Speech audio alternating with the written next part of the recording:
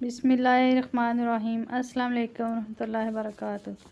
1200 मरतबा पढ़ा और सो गई। जो मांगा था मिल गया। यकीन ना आए तो एक बार आजमा लें। ये अमल मेरा आजमूदा है। नाज़रीन के फ़ायदे के लिए शाया करती हूँ। कोई महीना, दिन, तारीख़ मुकर्रर नहीं है। बाद नमाज इशा पाक बिस्तर पर बैठकर ये अमल सिर्फ़ 1200 मरतबा 12 दिन तक पढ़ें। खुदा चाहे कितना ही मुश्किल काम क्यों ना हो, खुदा आसान कर देगा। ये अमल पढ़ने के बाद इसी बिस्तर पर सो जाएं।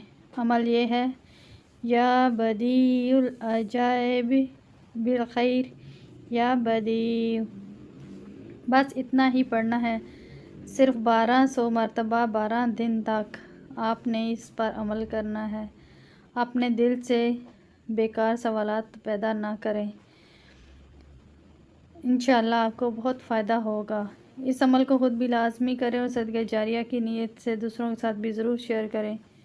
वीडियो अच्छी लगी है तो इसे लाइक करें। मज़ीद इस तरह की वीडियो देखने के लिए हमारे चैनल को सब्सक्राइब करें। जज़ाकल्लाह। अस्सलाम वालेकुम रहमतुल्लाहि व बरकातुहू।